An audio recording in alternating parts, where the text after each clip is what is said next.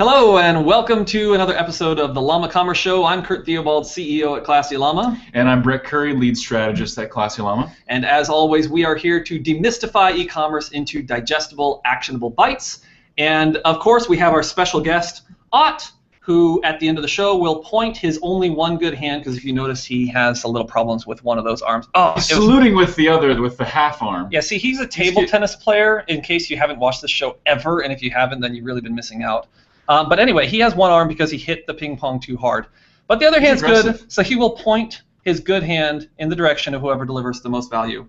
At the end of the show, we're hiding behind our big fat mic until that point.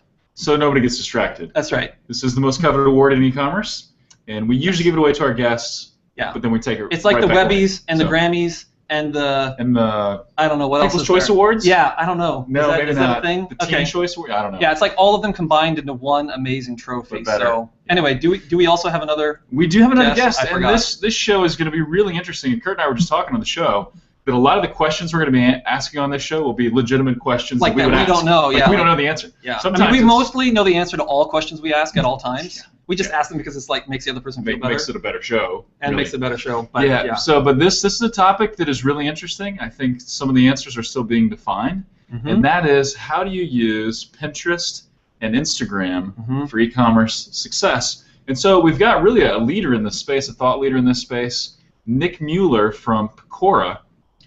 Met you guys, I believe, in Chicago at IRCE. So welcome to the show, Nick. How's it going today? Thanks, guys. Hey, Brett. Nice to see you. Nice to be on the line.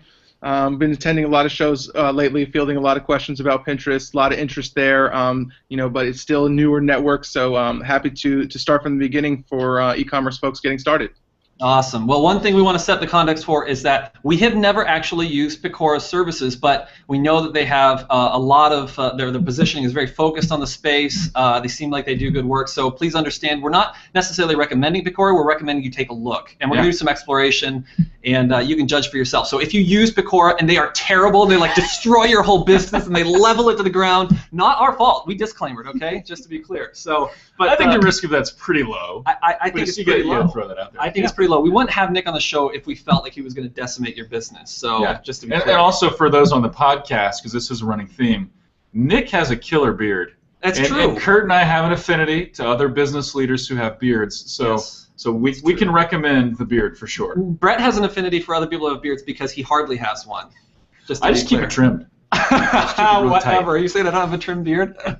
So anyway, okay. So let's actually talk about something that has value. Let's talk about Pinterest. So Nick, and we're going to talk about a variety of things. We're just going to be rapid fire asking you questions about Pinterest. But how should someone get started using Pinterest? So if I'm hold on. Let's back up one more step. A little bit. Should someone get who should? When is the right time? Who would you say you need to get involved with this, and who would you say not to? Okay, so that's great. Foundational question there. Basically, any retailer, e-tailer should probably be on Pinterest. It's a second largest source of social traffic right now. Our friends over at Shareaholic have been tracking social shares through their platform. Facebook's still number one, Pinterest number two, next closest, and coming up by far. Really the key thing to understand about Pinterest for your guys' audience is that people on Pinterest are there because they're looking for things to buy. They're purposely trying to discover new brands and products. So as opposed to on Facebook where you're there, to interact with your friends. Killing time or something, right? And then the brand is there also, and maybe you like that brand and you hang out with them. But on Pinterest, people are there. It's not about sharing to your social network. It's about collecting things for yourself.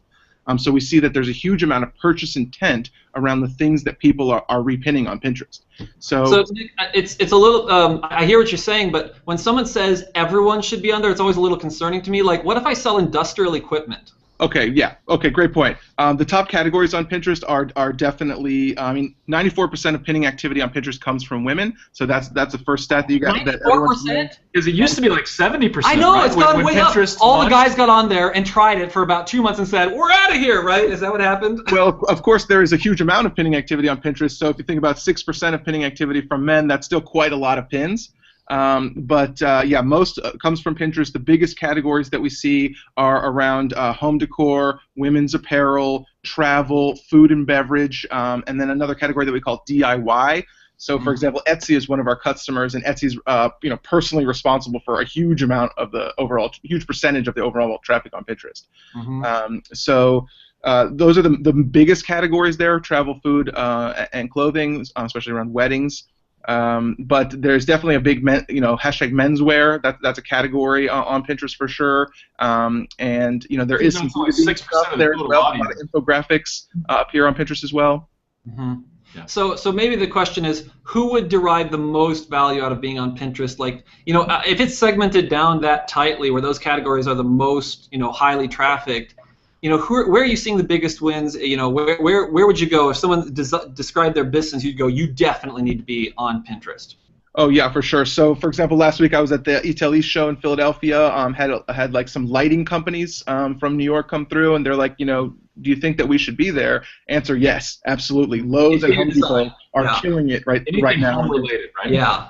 Yeah. So that's absolutely really any sort of consumer thing there. I mean, Pinterest is really a discovery and inspiration channel. So if you think about, I want to be inspired for my wedding. What's the most beautiful wedding? I want to be inspired for my home. I want to be inspired for my trips.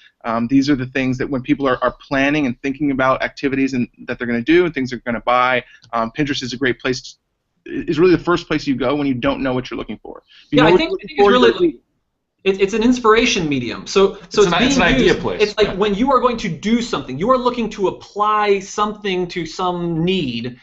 Food. Recipes. You need to cook dinner. You go, what recipe am I going to use? You're entertaining or something. You want to remodel your kitchen. You're going to go look at 1,000 kitchens on Pinterest that everybody likes and that sort of thing. You're always thinking about how you're going to use it. So it seems like a really valuable component there is take your product and say, is this something where people want to hear more about what you offer in order to directly solve a problem or be inspired on how to solve a problem or do something different in their lives around, interior design or food or, fashion and that we just did our big gender reveal because we're having another baby, and my wife got all her ideas from Pinterest. So, I mean, that is a place I think women go there to get ideas, looking for creativity. So then I think it'd probably be safe to say if you have a female market or if women influence the purchase of your product, then Pinterest is a place you should consider.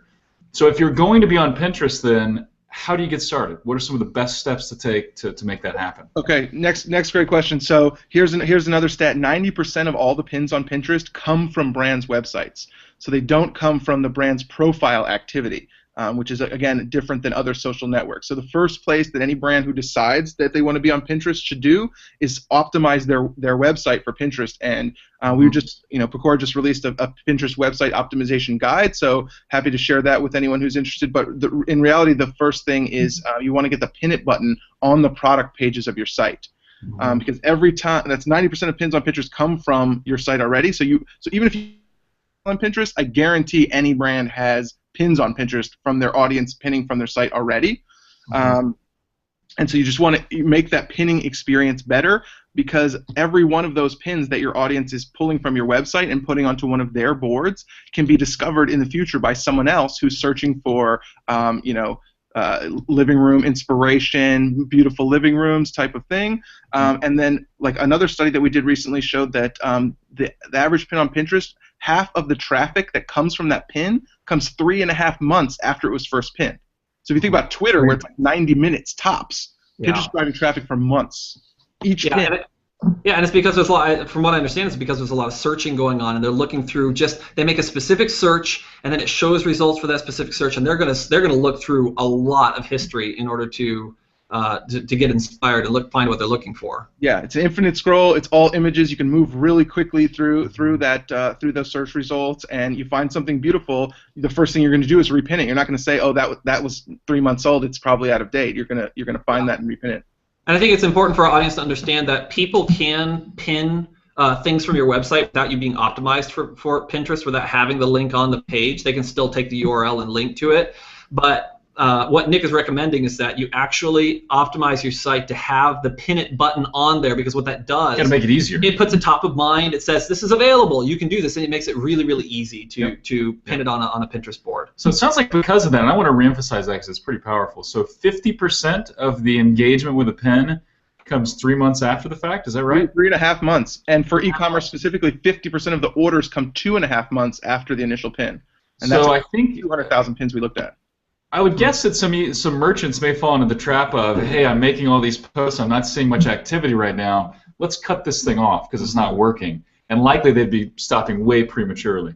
Yes, absolutely. What your social media manager is doing on Pinterest is only vaguely related to what your audience is already doing from your website onto Pinterest, and that is the bulk of the traffic you're going to see and the bulk of the orders. So definitely spend more time optimizing your site for pins than, or at least at first, before you start getting into what's our content strategy going to be on the platform. That's definitely the next step, but that's down the line. Yeah, so strategically think about it. Like on Twitter, it's like you have to have someone tweeting regularly for your brand, and on Facebook, you got to be posting regularly. You know, to get a conversation started, for a brand-centered conversation started on Facebook or Twitter is not easy. But Pinterest, the way that it works, its function is all about sharing things that inspire us. And so someone's just browsing. The fact that your content can end up on Pinterest without you having even tried to have it ending up on Pinterest shows how much more social friendly it is. Yeah. You're basically saying, you know, you're engaging in an environment that is highly user generated, and not. It's not the thing that blocks people, I think, in brand engagement and like other social media is that it's like, what's in it for the brand? The brand just wants to sell me something, whereas Pinterest is all about, I'm pinning this on my board because it inspired me, and it happens to intersect with the objectives of the brand, but it has nothing to do with that.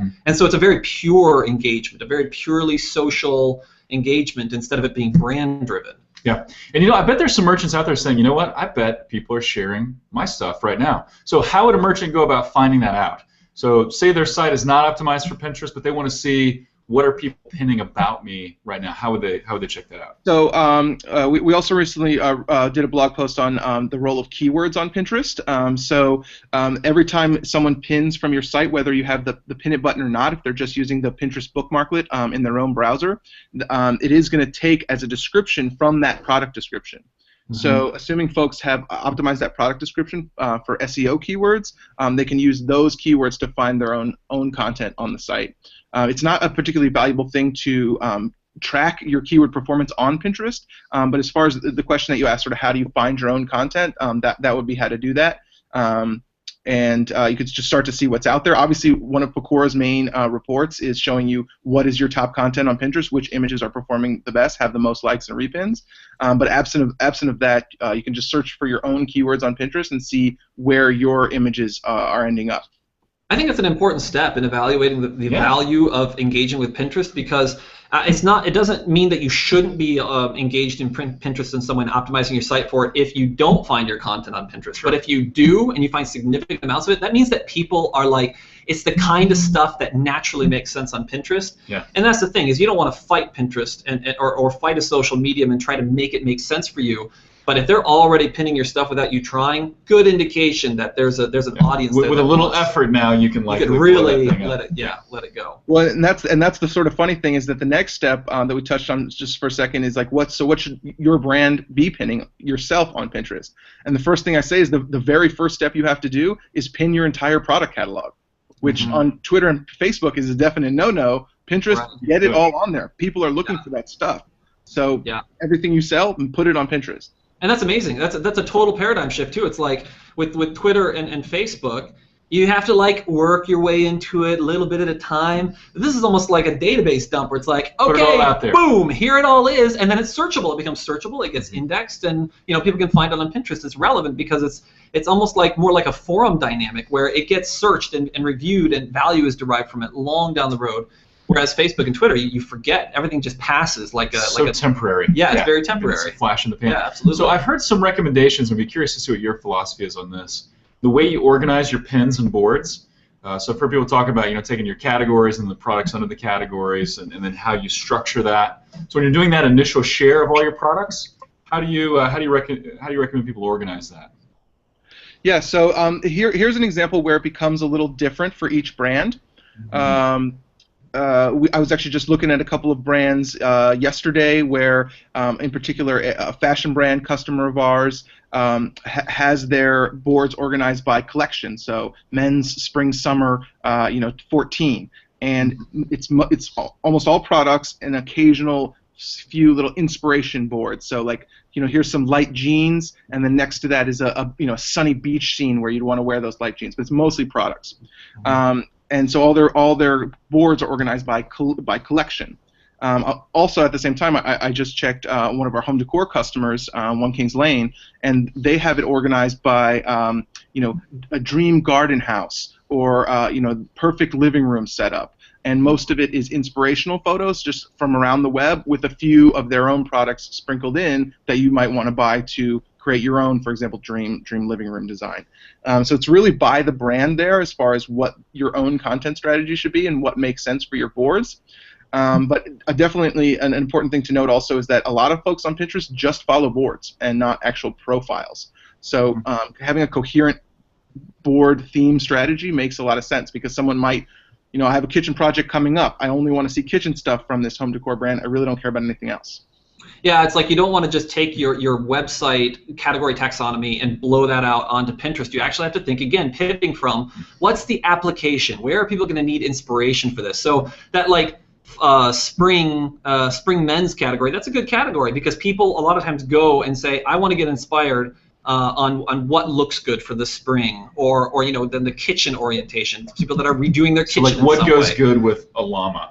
Llama apparel, springtime. Because what goes everybody's good with looking for that. On everybody's looking for the llama apparel on Pinterest. There's a lot of furry animals on Pinterest, guys. That's true. I bet that's true. That's true. That's really interesting, though, that because if you think about the comparison of Facebook, on Facebook people just follow a brand, right? I'm following Levi's, or I'm following this, Hyundai or whatever. But with Pinterest, they're following a particular board.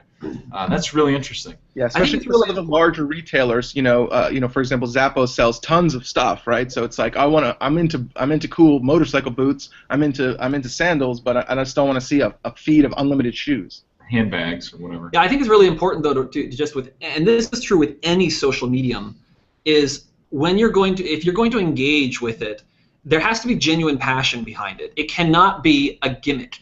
Like if it is, it's going to be like a tenth as valuable and effective, because people follow and are inspired by other people that are genuinely inspired themselves and are genuinely passionate about what they're posting. So if you're just out there like, if you look at it like this cold, sterile thing where you got this strategy and you're gonna like 3 posts like this and 1 post like that equals 1 sale. And this is my own personal opinion, because I know there are people that out there that do it and they very well may be successful, but I just think that you have far better chance to be successful if you're genuinely passionate and inspired about what it is that you're focused on.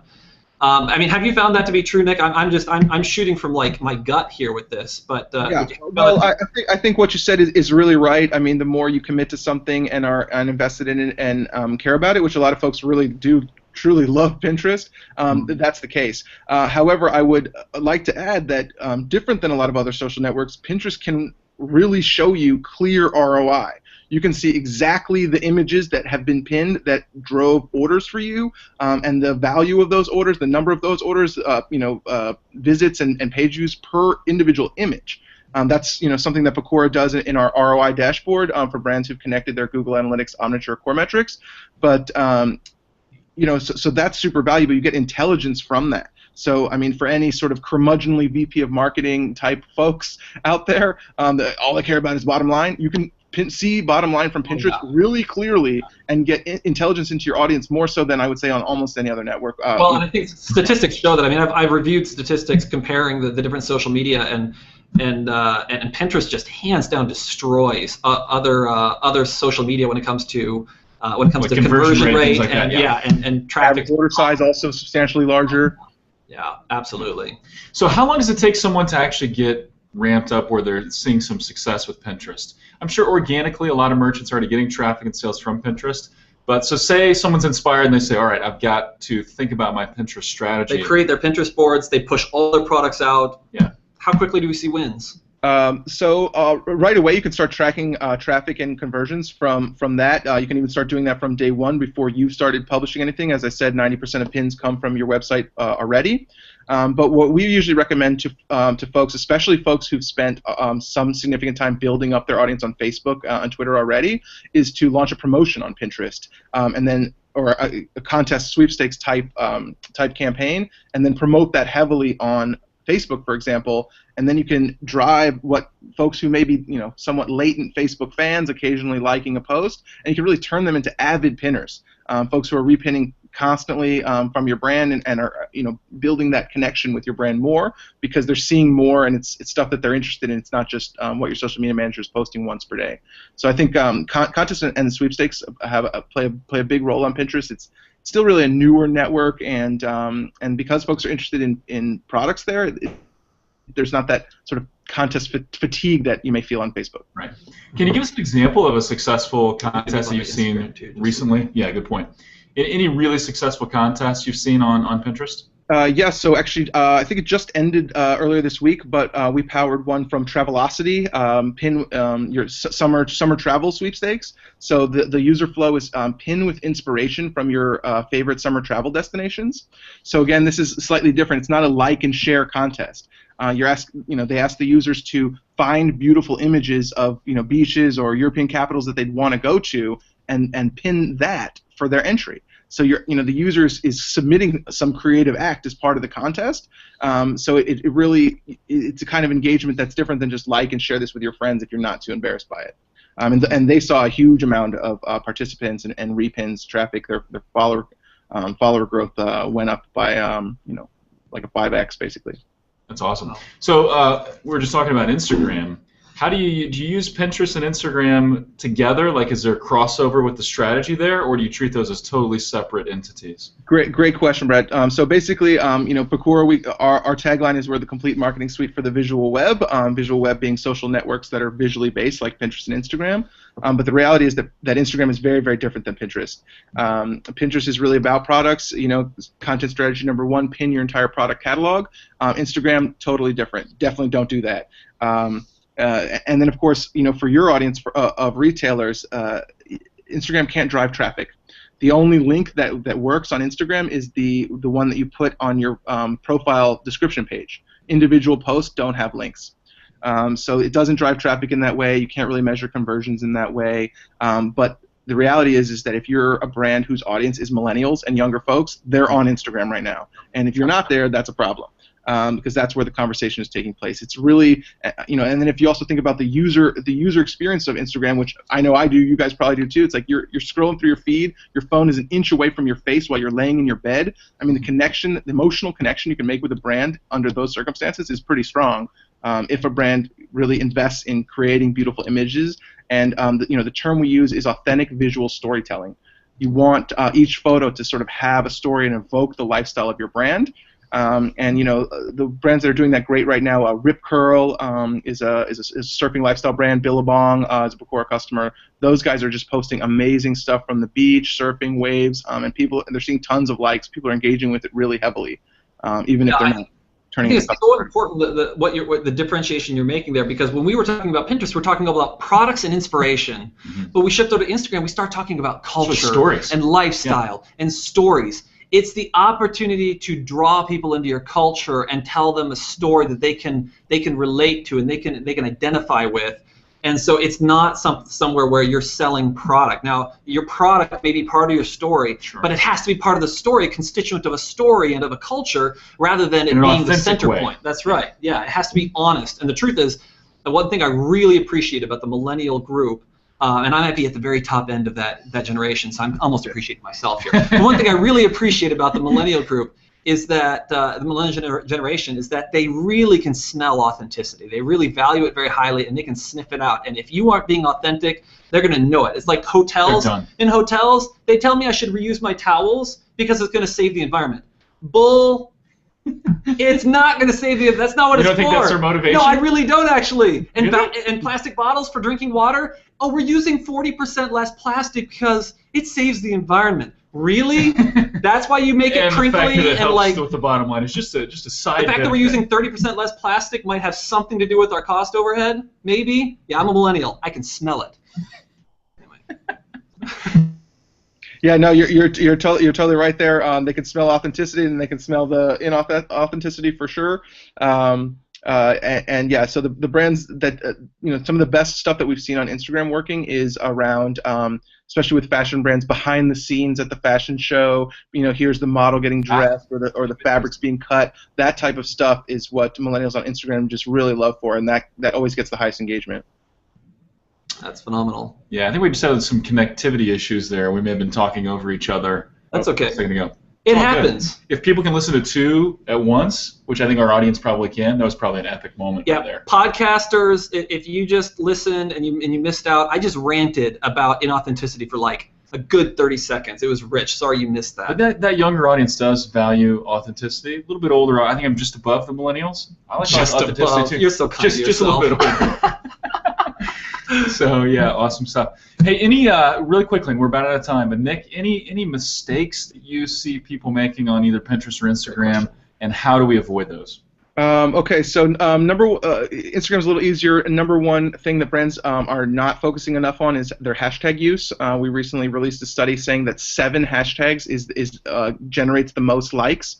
So if you're using less than per image, 7 hashtags per image, yeah. Wow, so a lot of hashtags. If you're using less than 7, you're leaving likes on the table. If you're using more than 7, we see it drop off really quickly. The number of likes drops off really quickly because it looks too spammy. So 7 is really the magic number there as far as quantity of hashtags per photo post on Instagram. That's the number one way that content gets discovered on Instagram is hashtags. So you want to put 7, and you want to think about what they are. You want to have your brand hashtag. You want to have some hashtag that is related to your brand but is not with the brand name in it. And then maybe some larger ones like hashtag fashion that move very quickly but have a lot of posts there. So maybe you should do some research on what hashtags to use.